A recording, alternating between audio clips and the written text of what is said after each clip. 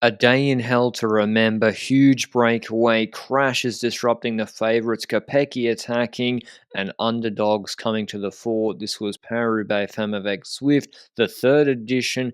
18 cobbled sectors. The final is the same as you're used to. Finishing in the velodrome, we've got Quintin-en-Pavel, Mons-en-Pavel, Carrefour-de-l'Arbre. Audrey Cordon-Ragot, the French national champs, found a team after leaving Zaf, but SD Works were the big favourites for this race, with Lotte Kopecky, probably the best classics rider in the world right now. But a huge breakaway went up the road. 18 riders with a gap of over 5 minutes 30, with Trek Segafredo kind of pacing on the cobble sections. But who's in this breakaway? Trek have got Lisa Klein. SD Works aren't chasing because they've got Marcus, and DSM with George as their leader have got Hengeveld, so they're not chasing either. But this wasn't a break to be trifled with no one really pacing or taking initiative behind, despite SD Works having multiple riders in the group. Hengeveld was 73 k's to go, despite the break working reasonably well, attacked it. Vos had trouble all day, eventually came back, but in the cobble sections, the peloton was just split apart under the pacing of now Majerus for SD Works, but they were 5:30, 5:40 back from Hengeveld on Orshi, with when you see the peloton this wide, no one really pacing full gas, just Balsamo eating into it a little bit, but we didn't see the main break for like 45 minutes. There was a moto in front of Hengeveld, she was in front, and then there was a moto with the Kopecky main Trek favourites group, but no one really covering.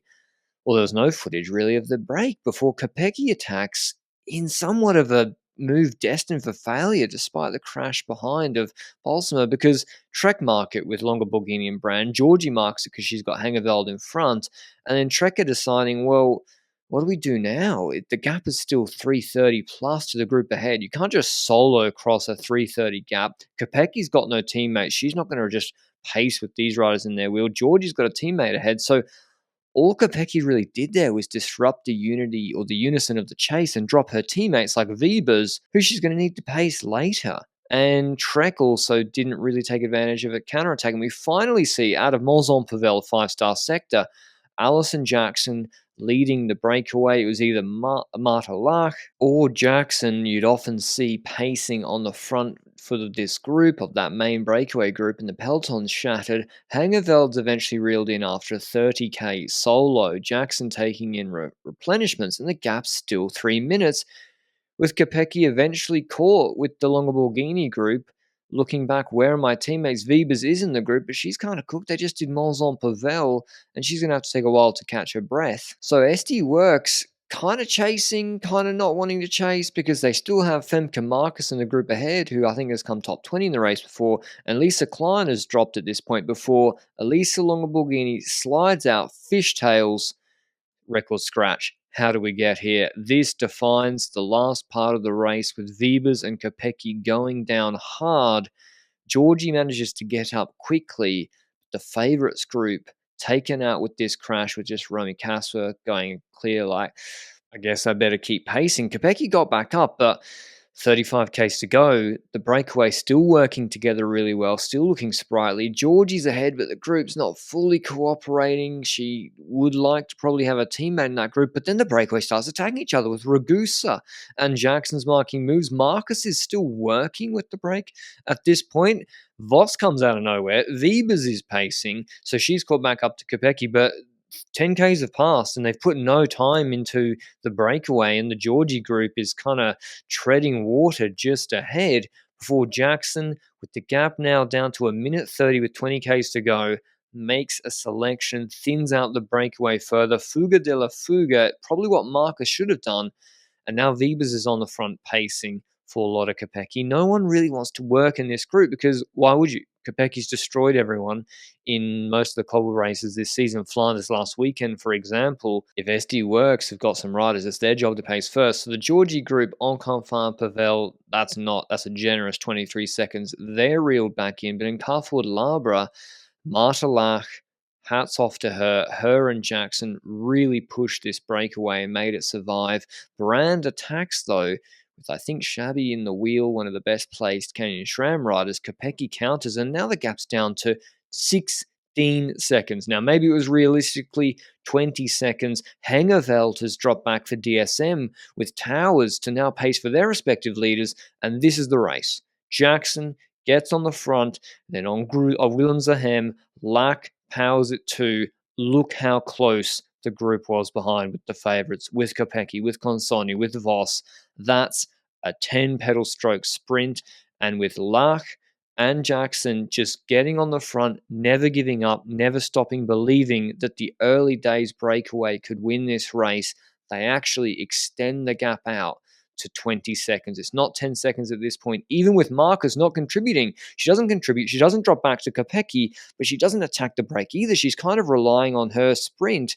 And Jackson corrals the troops, says to Trojan, let's go. Whereas Brand is counterattacking behind in that group because her and Longoborghini don't want to go to the velodrome with Consonni and Kopecky. And somehow, with 3Ks to go, it doesn't look like the group with the favourites is going to catch the early days break anymore because we have 4 riders contributing, Boras, Trojan, Jackson, and Marta Lack, who cost herself probably the podium in this race. She was definitely a top 3 strongest rider in the breakaway, Lack, but she leads them out doing basically the entirety of the velodrome. Jackson second wheel, Ragusa third, Duval the FDJ rider fourth, and it's Marcus trying to slide up for SD Works, and Troyan and Boras the Saint-Michel Aubert rider. Jackson is in the perfect position. She's getting the lead out, but she always keeps her right shoulder open on the velodrome so she can't get boxed in. She's always overlapping a little bit with Marta to the outside so that she can't get boxed in. Then she gets the secondary lead out from Boras jumping early, Ragusa in her wheel. Could it be no SD Works, no Trek Segafredo, no DSM? Action Allison Jackson on EF wins Paris-Roubaix, one of the biggest races in cycling after being in the early days break. Unbelievable performance from her from the entirety of the break. She can't believe it. I couldn't believe it. I was pumped watching this podium. 3 riders you never would have expected to be there. That's the beauty of this sport and this race. Jackson winning ahead of Ragusa, Troyan, Duval fourth, and Boras Lack. Kopecky won the bunch sprint behind, then Consonni and Vos. Here's what Jackson had to say after the race. And in the final there, the group was coming back to us, and there's only 4 of us, maybe in that group of 7, that actually wanted to ride. But either you don't ride and you lose the race, or you ride hard and you have a chance. And I just trusted in myself and in my passion and heart for just wanting to get in the bike race, and it turned out with a win. When we did the pre-ride and we rode around this velodrome, and I just dream of winning, but a lot of times those dreams just stay dreams, and it's unreal to make it happen in real life.